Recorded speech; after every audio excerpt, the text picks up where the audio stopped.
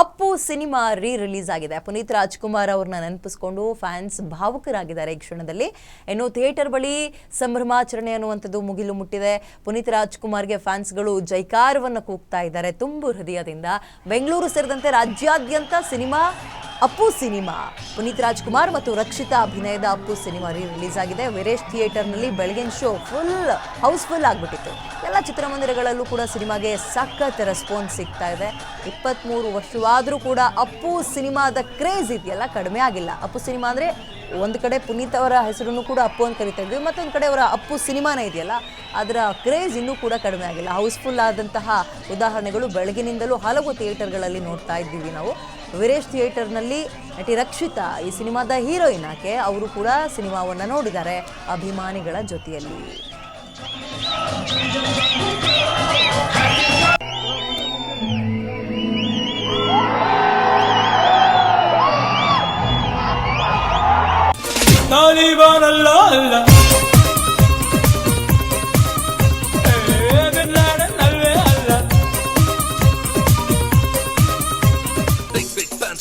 Give down, but not my love for you.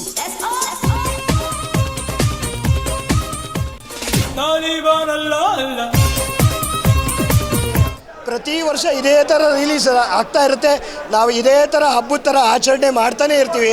ನಮ್ಮ ಕೊನೆ ಉಸಿರಿರೋರ್ಗೂ Appu boss movie ಚಿತ್ರ, Appu boss ಯಾವುದೇ movie ಬರಲಿ ಥಿಯೇಟ್ರಿಗೆ ಬರ್ತೀವಿ, ನೋಡ್ತೀವಿ, ಇದೇ ಉತ್ಸಾಹದಿಂದ ನೋಡ್ತೀವಿ, ಇದೇ ಥರ ಭಾಷಣ ಕೊಡಿಸ್ತೀವಿ. ಅಪ್ಪು ಬಾಸ್ ನಮ್ಮೆಲ್ಲರಿಗೂ ಅವ್ರ ಅಭಿಮಾನಿಗಳು ದೇವರಿದ್ದಂಗೆ.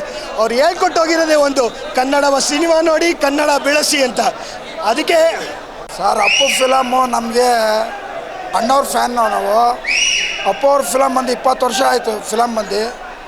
ಇದು ರಿಲೀಸು ಇವಾಗ ಆಗ್ತಾಯಿದೆ ಅಂತ ನಮಗೆ ಅನಿಸ್ತಾ ಇದೆ. ಆವಾಗ ಏನು ಕ್ರೇಜ್ ಇತ್ತೋ ಇವತ್ತು ಅದೇ ಕ್ರೇಜ್ ಇದೆ. ಅಂದರೆ ಯುವಕರಿಗೆ ಈ ಫಿಲಮ್ ಅಪ್ಪು ಫಿಲಮ್ನ ಟಿ ವಿಲಿ ನೋಡೋದಲ್ಲ, ಬಂದು ಥಿಯೇಟ್ರಲ್ಲಿ ನೋಡಿದ್ರೆ ನಿಮಗೆ ಗೊತ್ತಾಗುತ್ತೆ ಅಪ್ಪು ಅವರು ಏನು ಸ್ಟ್ರೆಂತ್ ಮಾಡಿದ್ದಾರೆ, ಯಾವ ಥರ ಮಾಡಿದ್ದಾರೆ, ಅವ್ರ ಮೊದಲನೇ ಫಿಲಮು ಯಾವ ರೀತಿ ಇದು ಎತ್ಕೊಬಂದಿದ್ದಾರೆ ಅನ್ನೋದನ್ನ ಈ ಫಿಲಮ್ನ ನೀವು ದಯವಿಟ್ಟು ಬಂದು ಥಿಯೇಟ್ರಲ್ಲಿ ನೋಡಿ. ಆದರೆ ಅವ್ರನ್ನ ನಾವು ಕಳ್ಕೊಂಡಿದ್ದೀವಿ ಅಂದ್ಕೊಳ್ಳಿಲ್ಲ.